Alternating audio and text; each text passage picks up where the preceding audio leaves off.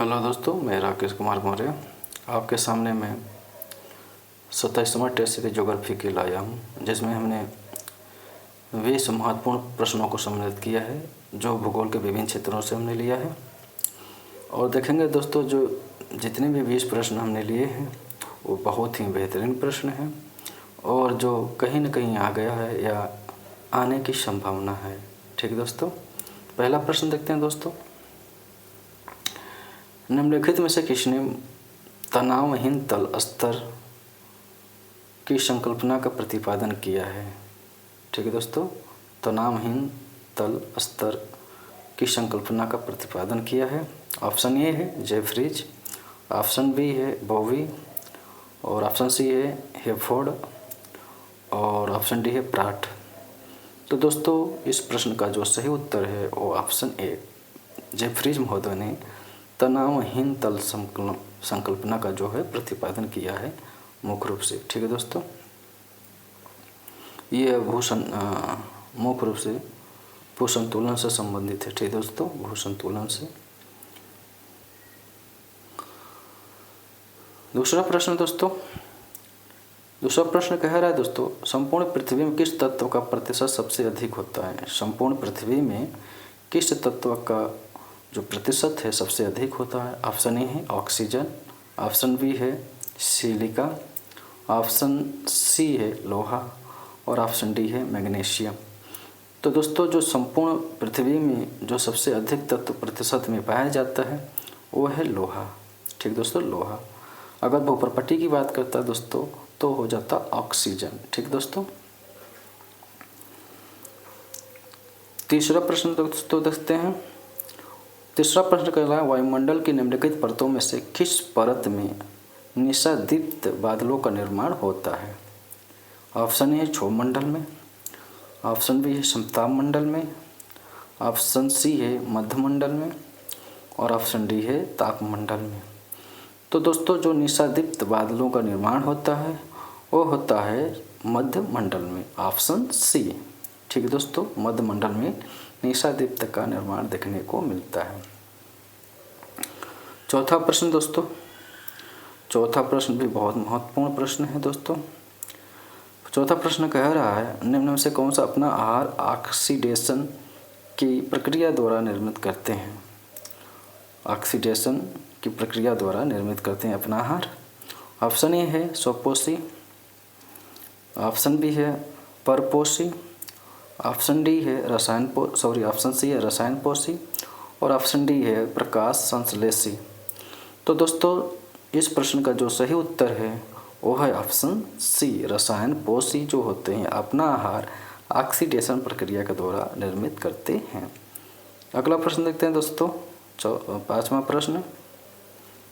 पांचवा प्रश्न कह रहा है दोस्तों, महासागरीय जल के गैसीय संगठन में किस गैस का जो प्रतिशत है वो है सबसे अधिक है प्रतिशत? ऑप्शन ए है ऑक्सीजन, ऑप्शन बी है नाइट्रोजन, और ऑप्शन सी है कार्बन डाइऑक्साइड, और ऑप्शन डी है मीथेन। तो दोस्तों, महासागरीय जल में जो गैसीय संगठन में सबसे अधिक प्रतिशत है वो है आपका कार्बन डाइऑक्साइड, ऑप्शन सी। ठीक दोस्तों, आप देखेंगे सबसे ज़्यादा आपका कार्बन डाइऑक्साइड मिलता है, उसके बाद विभिन्न गैस देखने को मिलती हैं। अगर वही हम वायुमंडल की बात करें तो वायुमंडल में सबसे अधिक नाइट्रोजन पाया जाता है। ठीक दोस्तों, छठा प्रश्न देखते हैं दोस्तों। छठा प्रश्न कह रहा है दोस्तों, निम्नलिखित में से कौन सा एक जैव जनित महासागरीय निक्षेप नहीं है? ठीक दोस्तों, जैव जनित का अर्थ होता है जीवों के द्वारा निक्षेप नहीं या जीवों से बनने वाले अवसाद से निक्षेप नहीं हुआ है। ऑप्शन ए है डाटामूज, ऑप्शन बी है लाल मृत्तिका, ऑप्शन सी है रेडियोलेरियन यूज, और ऑप्शन डी है ग्लोब्रेजिना ऊज। तो दोस्तों, इसका जो सही उत्तर है वो है ऑप्शन बी लाल मृत्तिका। लाल मृत्तिका का निर्माण दोस्तों अजैव जनित पदार्थों से होता है, जिसमें ज्वालामुखी धूलकण होते हैं और खगोलीय पिंड, या जो हम कह सकते हैं कि जो उल्का पिंड होते हैं उनके द्वारा गिरने से भी इनका निर्माण देखने को मिलता है। सातवां प्रश्न देखते हैं दोस्तों। सातवां प्रश्न कह रहा है, राष्ट्रीय जैव विविधता प्राधिकरण की स्थापना किस वर्ष की गई थी? ऑप्शन ए है 2004 में, ऑप्शन बी है 2003 में, ऑप्शन सी है 2000 में और ऑप्शन डी है 2005 में। तो दोस्तों राष्ट्रीय जैव विविधता प्राधिकरण की स्थापना 2003 में की गई थी दोस्तों, ऑप्शन बी। 8वां प्रश्न देखते हैं दोस्तों।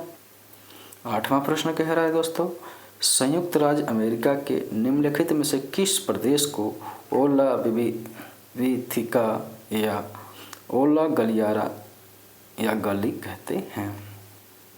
ऑप्शन है Wisconsin Iowa, option B Alabama Texas, option C है केंटकी और फ्लोरिडा और ऑप्शन डी है कोलोराडो और नेब्रास्का।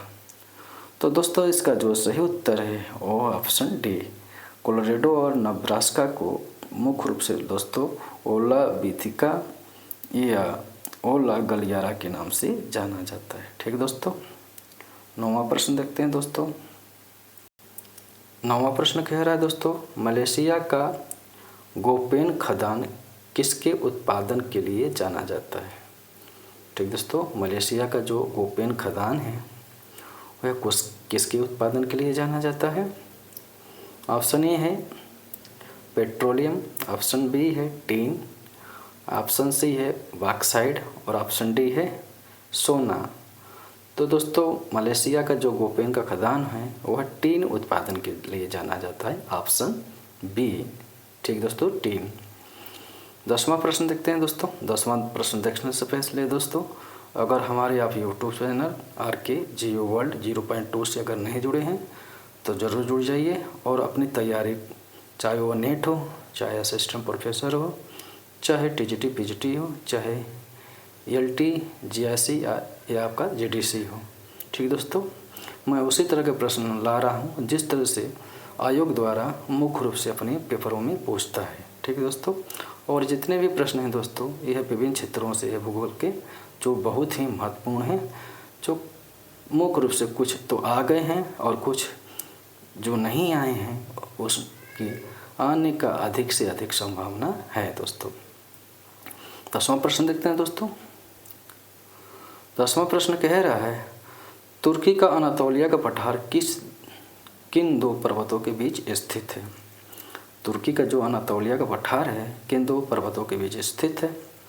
ऑप्शन है पांटिक एवं टारस पर्वत के बीच, ऑप्शन बी है पांटिक एवं अरारत पर्वत के बीच, ऑप्शन सी है टारस एवं अरारत पर्वत के बीच और ऑप्शन डी है टारस एवं काकेशस पर्वत के बीच। तो दोस्तों तुर्की का जो अनातोलिया का पठार है वह पांटिक एवं टारस पर्वत के बीच में स्थित है, ऑप्शन ए। ठीक दोस्तों। 11वां प्रश्न देखते हैं दोस्तों। 11वां प्रश्न भी बहुत महत्वपूर्ण है, जो इस तरह के आयोग द्वारा PGT TGT और GIC GDC में पूछा जाता है और नेट में भी पूछा जाता है। असिस्टेंट प्रोफेसर में भी इस तरह के प्रश्नों को चयन किया गया है। ये कोई कारक निम्न से कौन सम्मिलित नहीं है? पेट्रोलियम उत्पादक केंद्र और देश दिया हुआ है। ठीक है दोस्तों। ऑप्शन है अल खाबर। अल खाबर जो तेल उत्पादक केंद्र है वो सऊदी अरब में सही सम्मिलित है। ऑप्शन भी है किरकुक इराक में, ये भी सही सम्मिलित है। ऑप्शन सी है अगाजारी कुवैत में दोस्तों ये सही सम्मिलित नहीं है। दोस्तों अगाजारी जो है यह है ईरान में है। ठीक दोस्तों। और मस्जिद सुलेमान दोस्तों ये आपका भी ईरान में ही है। ठीक दोस्तों, तो ऑप्शन सी सम्मिलित नहीं है। ठीक। 12वां प्रश्न देखते हैं दोस्तों। 12वां प्रश्न कह रहा है दोस्तों, निम्न में से किस देश को झीलों का देश कहा जाता है? निम्नलिखित में से किस देश को झीलों का देश कहा जाता है? ऑप्शन ए है फिनलैंड को, ऑप्शन बी है स्वीडन को, ऑप्शन सी है नॉर्वे को और ऑप्शन डी है स्विट्जरलैंड को।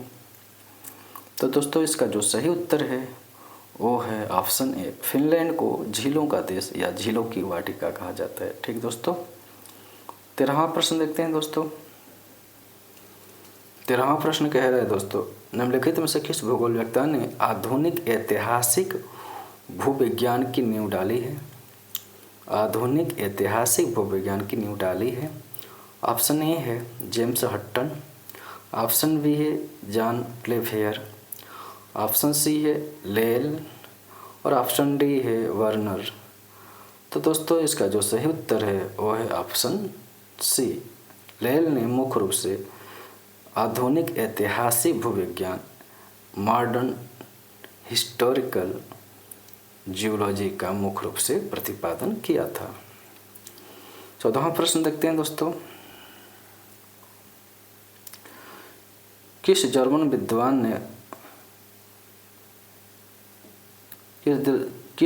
विद्वान के प्रयास से अधिवास भूगोल में गांवों की आकृति के विश्लेषण के वैज्ञानिक प्रयास की शुरुआत की गई थी? ठीक दोस्तों, यह अधिवास भूगोल से संबंधित प्रश्न है। ऑप्शन ए है मित्र जैन, ऑप्शन बी है ऑटो स्लूटर, ऑप्शन सी है क्रिस्टॉलर और ऑप्शन डी है वान थुनेन।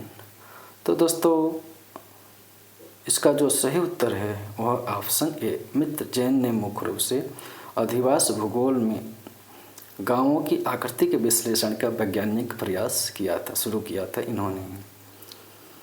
15वां प्रश्न बहुत ही महत्वपूर्ण है दोस्तों, ये भी आपका अधिवास भूगोल से ही संबंधित है। मार्क जेफरसन के अनुसार प्राथमिक, द्वितीयक एवं तृतीयक बृहद नगरों की जनसंख्या का आनुपातिक क्रम पाया जाता है।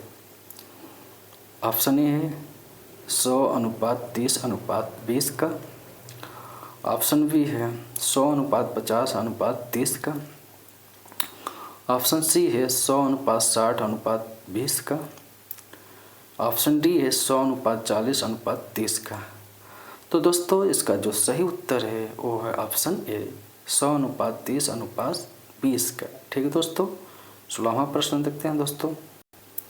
16वां प्रश्न बहुत ही महत्वपूर्ण है दोस्तों, क्योंकि हमने कहा था दोस्तों कि कुछ ऐसे भी प्रश्न हम लाएंगे जो आपके लिए बहुत ही नया होगा। ठीक दोस्तों, हो सकता है ये आपके लिए बहुत ही नया हो क्योंकि ये कहीं नहीं पूछा गया है, मगर आने की संभावना बहुत ज़्यादा है। ठीक है दोस्तों, ये आपका इकोनॉमिक ज्योग्राफी से प्रश्न है। यह किसका कथन है कि विश्व के व्यापार में गेहूं का महत्व अधिक है, परंतु गहरी खेती की दृष्टि से यह एक दरिद्र फसल है? ऑप्शन ए है कार्वर, ऑप्शन बी है फिशर, ऑप्शन डी है पीटरसन और ऑप्शन डी है डिकेन। तो दोस्तों इसका जो सही उत्तर है वो है ऑप्शन ए। कार्वर ने मुख्य रूप से विश्व के व्यापार में गेहूं का महत्व को बताते हुए उन्होंने बताया कि जो गेहूं है यह गहरी खेती की दृष्टि से एक दरिद्र फसल के रूप में जानी जाती है, मगर व्यापारिक रूप में यह बहुत ही महत्वपूर्ण फसल है। सबसे ज़्यादा अगर व्यापारिक फसलों की बात आती है तो गेहूं का व्यापारिक स्तर पर बहुत ही महत्वपूर्ण है, क्योंकि जितने भी विश्व के शीतोष्णकटिबंधीय घास के मैदान हैं वहाँ पर व्यापारिक स्तर पर गेहूं की खेती की जाती है। ठीक है दोस्तों, चाहे वो स्टेपी हो, चाहे वेल्ड हो, चाहे डाउन्स हो, चाहे पंपास हो। ठीक है दोस्तों, वहाँ पे मुख्य रूप से गेहूं की खेती देखने को मिलती है। 17वां प्रश्न देखते हैं दोस्तों। 17वां प्रश्न कह रहा है दोस्तों, किसने सामाजिक समुदाय के अनुभव के आधार पर शहरीकरण के सिद्धांत का प्रतिपादन किया है? ठीक है दोस्तों, बहुत ही महत्वपूर्ण प्रश्न है। किसने सामाजिक समुदायों के अनुभव के आधार पर शहरीकरण के सिद्धांत का प्रतिपादन किया है? ऑप्शन ए है Lampard, option B Louis Worth, option C है रिसमैन और ऑप्शन डी है टेस्टले। तो दोस्तों इसका जो सही उत्तर है वो है ऑप्शन ए। लैम्पर्ड ने मुख्य रूप से सामाजिक अनुभवों के आधार पर सामाजिक समुदाय के अनुभवों के आधार पर शहरीकरण के सिद्धांत का प्रतिपादन किया है। ठीक है दोस्तों, 18वां प्रश्न देखते हैं दोस्तों। 18वां प्रश्न कह रहा है दोस्तों, किसने सन 1961 में पहली बार भारत को 5 स्थूल प्रदेशों में विभक्त किया? स्थूल का अर्थ होता है बृहद या बड़ा। ठीक दोस्तों, प्रदेशों में विभक्त किया है? ऑप्शन ए है अशोक मिश्रा या मित्रा भी कहते हैं, अशोक मित्रा। बी सेन गुप्ता, सी है प्रकाश राव और डी है रामचंद्रन। तो दोस्तों इसका जो सही उत्तर है वो है ऑप्शन ए, अशोक मिश्रा या मित्रा ने 1961 में पहली बार भारत को 5 स्थूल या बृहद प्रदेशों में विभक्त किया है। ठीक है दोस्तों। 19वां प्रश्न बहुत ही महत्वपूर्ण है दोस्तों। 19वां प्रश्न कह रहा है दोस्तों, दहलीज स्थिति विश्लेषण का प्रतिपादन 1960 के दशक में किसने किया था? दहलीज स्थिति जो विश्लेषण का प्रतिपादन है वह 1960 के दशक में किसने किया था? ऑप्शन ए है मेलिज, ऑप्शन बी है हिल महोदय, ऑप्शन सी है शीमर और ऑप्शन डी है चार्ल्स ब्रन।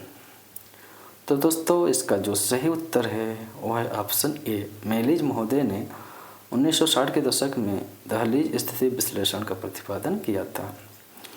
दोस्तों अगला प्रश्न है जो इस टेस्ट सीरीज का आखिरी प्रश्न है, 20वां प्रश्न, और बहुत ही महत्वपूर्ण प्रश्न है दोस्तों। यह है प्रादेशिक भूगोल से या प्रादेशिक नियोजन से। ठीक है दोस्तों।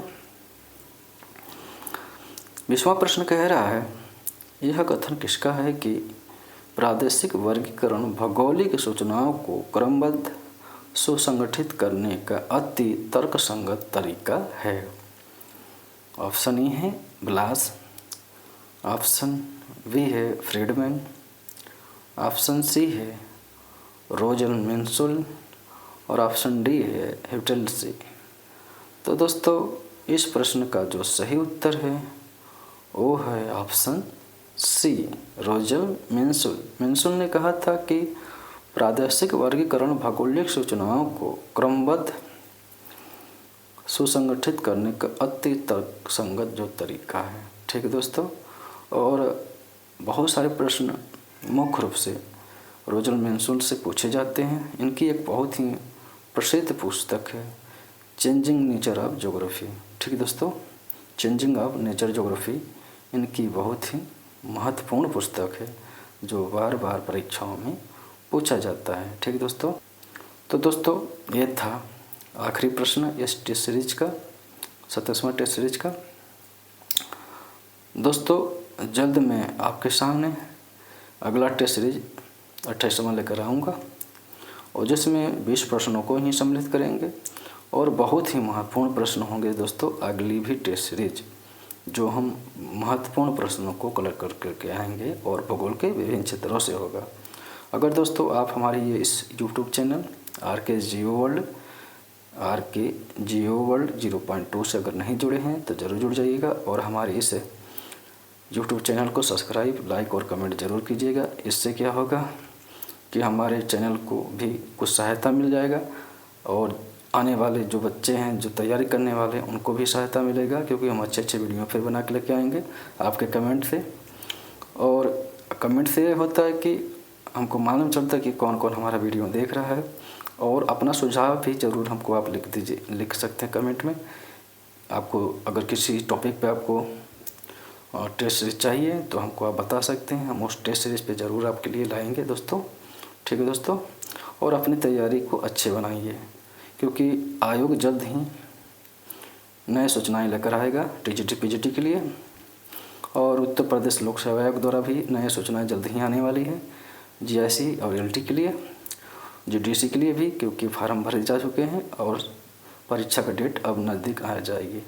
जल्द ही सूचनाएं आपको उपलब्ध कराई जाएगी दोस्तों। और अपनी तैयारी निरंतर बनाए रखिए, क्योंकि जो निरंतर बनाता है अपनी तैयारी को वही मुख्य रूप से एग्ज़ाम को क्रैक कर पाता है।